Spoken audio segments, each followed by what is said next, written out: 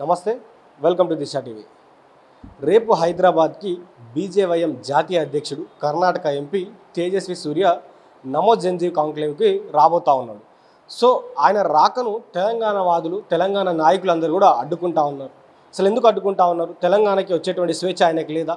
ఎందుకు ఆయనను రావద్దంటా ఉన్నారు? ఆయన ఎందుకు ఈ తెలంగాణ రాష్ట్రంలో వస్తే అడ్డుకుంటామంటున్నారు? ఇవన్నీ విషయాలు కూడా అడిగి తెలుసుకుందాం. మనతో పాటు ఆమ్ ఆద్మీ పార్టీ తెలంగాణ కోఆర్డినేటర్ ఎవరైతే కన్వీనర్ ఉన్నారో హేమ సుదర్శన్ గారు ఉన్నారో వారితో మాట్లాడే ప్రయత్నం చేద్దాం. ఎందుకు తేజస్వి సూర్యాని మీరు అడ్డుకుంటా ఉన్నారు? అసలు ఆయన చేసినటువంటి తప్పేంది? ఆయన తెలంగాణ రాష్ట్రానికి రావద్దా?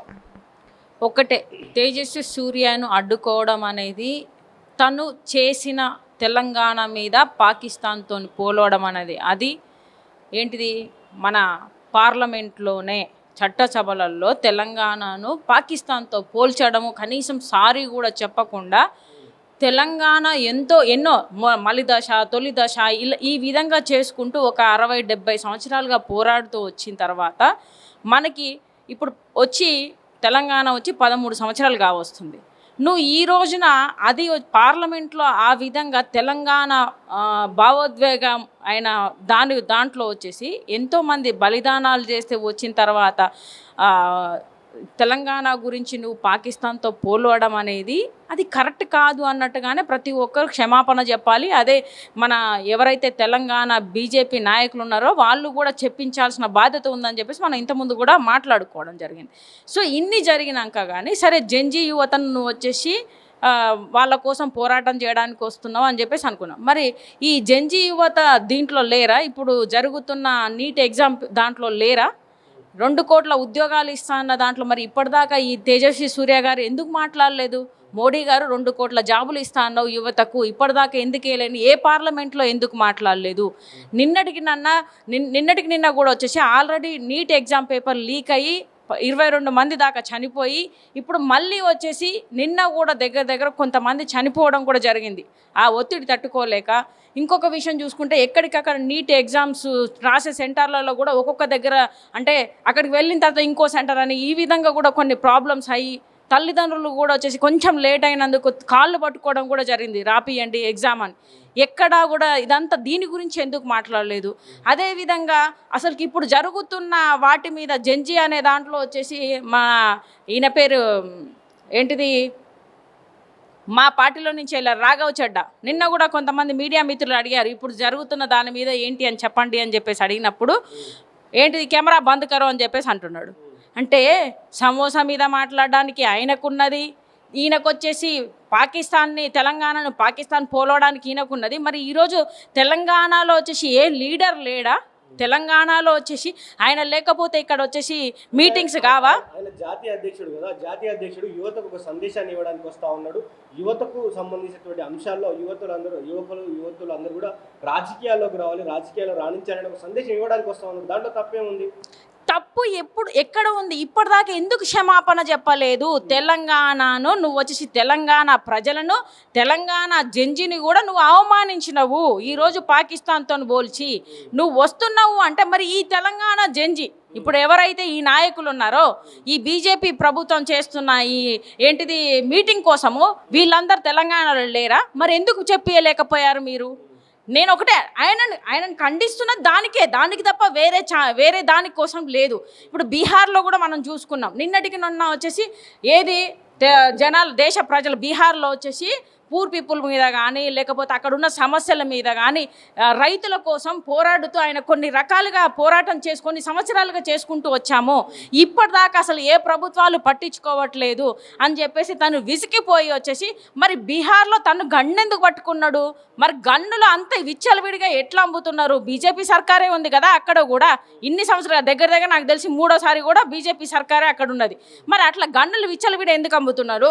ఆయన అన్ని రకాలుగా వీడియో ద్వారా కూడా చెప్పడం జరిగింది, మీరు ప్రభుత్వాలు చేసే అన్యాయాలను నేను వచ్చేసి పోరాడుతూనే ఉన్నా, ఇప్పటిదాకా ఎవరు పట్టించుకోలేదు అని చెప్పేసి ఆ గన్ను కూడా కింద పడేసిన తర్వాత సరెండర్ అయిన తర్వాత 5 రౌండ్లు ఏంటిది గోళీ కాల్చి ఆయన చంపాల్సిన అవసరం ఉన్నది. అంటే ప్రజల కోసం వచ్చేసి పోరాడితే చంపేస్తున్నారు. రేపు పొద్దున తెలంగాణ యువతను కూడా వచ్చేసి తెలంగాణ ఓన్లీ బీజేపీకి భజన చేయాలి, పాకిస్తాన్తో పోల్చిన వాడిని కూడా సపోర్ట్ చేసుకుంటూ బీజేపీకి మద్దతుగా ఉంటేనే రేపు పొద్దున మన తెలంగాణ యువతను కూడా ఉంచుతారు. లేకపోతే వాళ్ళు కూడా వ్యతిరేకంగా ఇప్పుడు తెలంగాణలో జరిగే ప్రాబ్లమ్స్ ఉన్నాయి, రైతుల మీద కానీ, హైడ్రా మీద కానీ, ఉద్యోగాల మీద కానీ, 2 లక్షల ఉద్యోగాలు కానీ, ఈ సమస్యల మీద మాట్లాడితే రేపు పొద్దున మన వాళ్ళను కూడా చంపేస్తారా వీళ్ళు? మరి దాని మీద ఎందుకు మాట్లాడలేదు? ఆయన పోరాడేది జనం కోసం, దేశం కోసము, ప్రజల కోసమే పోరాడుతున్నారు. మరి రేపొద్దున మా తెలంగాణ యువత కూడా పోరాడుతుంది, బీజేపీ వాళ్ళు కూడా పోరాడతారు. సో రేపొద్దున మరి వచ్చేసి నువ్వు ఆయనకి ఏం మెసేజ్ ఇవ్వడానికి వస్తున్నావు?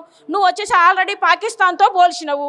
అంటే తెలంగాణ యువత బీజేపీ వాళ్ళకు కూడా నువ్వేం చెప్తున్నావు? తెలంగాణకు సంబంధం ఉన్నది పాకిస్తాన్తో చెప్పడానికి యువతకు అవేర్నెస్ ఇవ్వడానికి వస్తున్నావా? దేని గురించి ఇవ్వడానికి వస్తున్నావు అనేది ఫస్ట్ ఆఫ్ ఆల్ ఈ తేజస్వి సూర్య అని వచ్చేసి అసలు తెలంగాణకు రానివ్వద్దు. అది మన తెలంగాణ యువతకు నేను ముఖ్యంగా చెప్తున్నా. అది ఏ ప్రభుత్వం అయినా కానీ, బీజేపీ ప్రభుత్వం కానీ, ఇంకే ప్రభుత్వం అయినా కానీ. ఎందుకంటే ఈరోజు తెలంగాణ పోరాడి తెచ్చుకున్న దానికి కనీసం వాళ్ళ ఆత్మలకు కూడా వచ్చేసి శాంతించదు. నాకు తెలిసి పాకిస్తాన్తో 1200 మంది చనిపోయారు, బలిదానాలు చేశారు. ఆ తర్వాత తెలంగాణ వచ్చింది. ఆ విషయంగా మాట్లాడినందుకు అసలు వాడిని కాలు కూడా పెట్టనీయడానికి అవకాశం లేదు తేజస్వి సూర్యను. బీజేపీ నాయకులు ఏమంటా ఉన్నారంటే ఆయన చెప్పినటువంటి కాన్సెప్ట్ అది కాదు, ఆయన మాట్లాడినటువంటి కాన్సెప్ట్ అది కాదు. అసలు ఆయన తెలంగాణ నష్టం జరిగింది, పాకిస్తాన్ తోటి ఇండియా ఎట్లయితే విడిపోయిందో అట్లాంటి టైంలో ఎంతమంది ప్రాణాలు కోల్పోయారో, ఈ కాంగ్రెస్ ప్రభుత్వం చేసినటువంటి పనికి 1200 మంది ప్రాణాలు కోల్పోయారని తేజస్వి సూర్య చెప్పినటువంటి అర్థం అదంటూ కూడా వాళ్ళందరూ వారికి ఆయన సమర్థిస్తున్నటువంటి పరిస్థితులు అయితే కనిపిస్తా ఉన్నాయి. ఫర్ ఎగ్జాంపుల్, నువ్వు ప్రజల మనిషే కదా, నువ్వు అన్నది అదే అనుకున్నప్పుడు నువ్వు ఒక వీడియో చేసేసి నేను అన్నదిగో ఈ విధంగా అన్నాను, ఈ విధంగా జనాలలోకి వెళ్ళిపోయింది, దానికి నేను క్షమాపణ చెప్తున్నా అని చెప్పేసి ఎందుకు చెప్పలే ఇప్పటిదాకా? నువ్వు మంచి మాట్లాడినావు, ఒప్పుకుందాము, మాకు అర్థమైందే, వేరేలాగా అర్థమైంది. అది బీజేపీలో ఉన్న నాయకులు, తెలంగాణ నాయకులు చెప్తున్నారు తప్ప మరి అన్నయన వచ్చేసి కనీసం వచ్చేసి ఆయన ఒక లీడర్గా, ఒక యూత్కి వచ్చేసి మెసేజ్ ఇచ్చే లీడర్గా నువ్వు ఉన్నావు కదా. మరి నువ్వు ఏ రోజైనా వచ్చేసి నేను అన్నది ఈ విధంగా అన్నా, తప్పుగా అనిపిస్తే నేను ఏమన్నా తప్పుగా మాట్లాడుంటే నన్ను క్షమించండి అని చెప్పేసి ఒక మాట చెప్పుంటే ఏమయ్యేది? నువ్వు ఎక్స్ప్లెనేషన్ ఇవ్వచ్చు కదా. నువ్వు వచ్చేసి దేశంలో ఒక రాజకీయ నేతగానే ఉన్నావు కదా, ఇవ్వాల్సిన బాధ్యత నీకున్నది కదా, పక్క రాష్ట్రంలోనే ఉన్నావు కదా. మరి తెలంగాణను వచ్చేసి నువ్వు తెలంగాణను అవమానించడం మేము ఇంత బాధపడుతుంటే కనీసం క్షమాపణ చెప్పాల్సిన అర్హత లేదా? ఒక వీడియో పెట్టేసి నీకు దాని గురించి ఎక్స్ప్లెనేషన్ ఇవ్వాల్సిన అవసరం లేదా అని చెప్పేసి మేము అడుగుతున్నాము. బీజేపీ నాయకులు ఏమంటారు? అసలు క్షమాపణ దేనికి చెప్పాలి? ఏం తప్పు చేసిండని చెప్పాలి? ఆయన ఏమైనా తప్పు చేసిండా, ఏమైనా రాజద్రోహం చేసిండా, ఎందుకు చెప్పాలి అని వాళ్ళు సమర్థిస్తున్నారు. ఇప్పుడు ఎక్స్ప్లెనేషన్ మీరే ఇచ్చాడుగా, ఆయన అన్నది అది కాదు ఇది అని మీరు ఇచ్చారు. అదే నోటితోనే అన్నయననే చెప్పొచ్చు కదా అని అడుగుతున్నాం. చెప్పే బాధ్యత ఆయనకు లేదా? ఆయన మీద ఎలిగేషన్ అయింది కదా, మేము అనుకున్నది వేరే విధంగా అనుకున్నామని చెప్పి మేము అనుకున్నప్పుడు అలా కాదు, ఇలా ఇవ్వాలి, ఇలా అనుకున్నానని చెప్పి చెప్పాల్సిన బాధ్యత అనుకుంది. ఇప్పుడు ఏ ముఖం పెట్టుకొని పోనీ నీట్ పేపర్ మీద ఏమన్నా ఇప్పటిదాకా ఆయన ఏమన్నా మాట్లాడిండా? ప్రభుత్వంతో కొట్లాడిండా? డీజిల్ పెట్రోల్ రేట్లు వచ్చేసి కళ్ళు మూస తెరుస్తున్నాం, ఆ టైంలో వచ్చేసి ఆయన ఏమన్నా వచ్చి మాట్లాడిండా? గ్యాస్ ధరలు కానీ వీటి మీద ఏమన్నా మాట్లాడి, డాలర్ రేటు ఇంత పెరుగుతుంది, మరి యువతకు నువ్వు ఏం మెసేజ్ ఇద్దాం అనుకుంటున్నావు? ఒకప్పుడు మోడీ కదా, మోడీనే వచ్చేసి ఇండియాలో పుట్టినందుకు నేను సిగ్గుపడుతున్నానప్పుడు మరి మోడీ గారు మీరు ఆ రోజున అలా అన్నారు, మరి ఈ రోజున ఇలా అంటున్నారు, మరి దేశ యువతకు నేనేం సమాధానం చెప్పాలి? నేను యువతలో ఉన్నాను, నన్ను అడుగుతున్నారని ఏ రోజైనా క్వశ్చన్ చేసినావా? మరి చెయ్యలేదు. ఈ రోజున వచ్చి డాలర్ రేటు పడిపోతుంటే ఏం మాట్లాడవా? దేశం నిత్యావసర ధరలతో కానీ, డీజిల్ పెట్రోల్ రేట్లతో కానీ, నీట్ పేపర్తో కానీ యువత జాబులు లేకుండా 2 కోట్ల జాబులు లేకుండా ఈ విధంగా కాక్రోచ్ పార్టీ అనేది పుట్టుకొని వచ్చింది. మరి వాళ్ళ బాధలో న్యాయం ఉందని చెప్పేసి ఈ రోజు వరకు ఎవరైనా రాఘవ్ చడ్డా మాట్లాడిండా? మరి తేజస్వి సూర్య మాట్లాడిండా? ఈ రోజు మరి యువతకు మీరు ఏం మెసేజ్ ఇవ్వడానికి వస్తున్నారు? అంటే రేపు పొద్దున బీజేపీ భజన చేయండి రా భయ్, ఇంకేం వద్దు మనకి, దేశం సర్వనాశనం అయిపోయినా పర్వాలేదు, నేను కూడా మీకు సపోర్ట్ చేస్తా, మీరు కూడా నాకు సపోర్ట్ చేయండి అని చెప్పడానికి వస్తున్నావా? దేనికోసం వస్తున్నామని మేము అడుగుతున్నాము. సో బీజేపీ నాయకులు ఏమంటా ఉన్నారంటే ఎవడాపుతాడో రండి, ఎవడాపుతాడో చూసుకుందాం, మేము రావడం మాత్రం పక్క, ఎవడాపుతాడో చూసుకుంటాం అంటూ కూడా సవాల్ ఇస్తున్నటువంటి నేను అదే చెప్తున్నాను కదా, వీళ్ళకి సిగ్గుండి ఇప్పటిదాకా సిగ్గుంటే బడ్జెట్ జీరో బడ్జెట్ తీసుకొచ్చినాం. మనం ఇక్కడ సౌత్ ఇండియాలోనే అత్యధికంగా కట్టేది ట్యాక్సులు మన తెలంగాణ ప్రభుత్వం నుంచే. కనీసం తెలంగాణకి గుండు సున్నా తీసుకొచ్చినప్పుడు ఎవడు మాట్లాడు? ఇంకో ఆయన ఏమంటాడు, అసలు జాబులు ఎందుకయ్యా, మీరు వచ్చేసి పానీపూరి బండ్లు పెట్టుకొని బతకండి, చాట్లు పెట్టుకొని బతకండి అని ఒకడు అంటాడు. ఆయనకు ఆల్రెడీ వచ్చేసి ఏంటిది రేప్ కేసులో ఆయనకు ఆల్రెడీ ఉంది, పోక్సో కేసు ఉన్నది, ఆయన మాట్లాడతాడు. ఈరోజు ఏంటి పానీపూరి నువ్వు వచ్చేసి ఎంపీ పోస్టుకు రాజీనామా చేసేసి పానీపూరి బండి పెట్టుకో, నువ్వే వాళ్ళకి ఆదర్శంగా ఉండు. అంటే నీకేమో పోస్టులు కావాలి, పదవులు కావాలి, మిగతా జనాలకు వచ్చేసి మరి యువత ఇంత చదువుకొని, మరి ఆ రోజు చెప్పకుండా అదే చదువుకుంటే సంకనా కలిసి వస్తుందిరా, ఈరోజు పానీపూరి బండిలు పెట్టుకోవాలా, మీరు ఇంత ఖర్చులు పెట్టకండి, చదువు మీద ఇన్ని చదువుకోకండి, మీ టైం వేస్ట్ చేయకండి అని చెప్పండి. అదన్నా మీరు చదువుకున్న తర్వాత కూడా పానీపూరి బండి పెట్టుకోవచ్చు. లేకపోతే మోడీ చెప్పినప్పుడు మోడీ కూడా చెప్పింది కదా బజ్జీలు అమ్ముకొని బతుకోవచ్చు. మరి అవన్నీ ఛాయ్లు, బజ్జీలు, పానీపూరీలు లేకపోతే చాట్ సెంటర్లు బతకాల్సినప్పుడు మరి ఇంత చదువులు ఎందుకు, ఈ నీట్ ఎగ్జామ్ ఎందుకు, దానికి అన్ని టెస్ట్ అన్ని రకాలుగా ఏంటిది ఒక చిన్న మన ఒంటి మీద చిన్న ఏది నూలు పోగు కూడా ఉండకుండా చెక్కింగ్లు చేస్తున్నారు. ఇవన్నీ చేసి ఏం సాధిస్తున్నారు? పేపర్ లీకేజీలు ఆపుతున్నారా? అది ఆపట్లే. పేపర్ సెట్టింగ్ దగ్గర ప్రాబ్లం అయితే దాన్ని తీసుకొచ్చి నేను వచ్చేసి విమానాలలో పంపించిన అని చెప్తున్నారు. ఈ నిన్న కూడా మన తెలంగాణలో ఒక అమ్మాయి చనిపోయింది కదా ఈ సూసైడ్ అటెంప్ట్ చేసుకొని. మీరు ఎక్కడ అరికడుతున్నారు? ఏ ఒక్క ప్రాబ్లం మీద ఇప్పటికీ బీజేపీ వచ్చి 13 సంవత్సరాలు కావస్తుంది. మరి ఇప్పటిదాకా దేశ ప్రజలకేం చేసింది, దేశ యువతకేం చేసింది?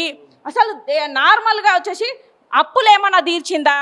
ఒక ఆయన మొన్న డిబేట్లో మాట్లాడతాడు, ఏంటిది అప్పుడు 50,000 లక్షల కోట్ల అప్పు ఉంటే దాన్ని డబల్ వడ్డీలు కట్టుకుంటా ఈరోజు 2,50,000 కోట్ల అప్పు చేసినాము అని చెప్పేసి మాట్లాడుతున్నాడు. డబల్.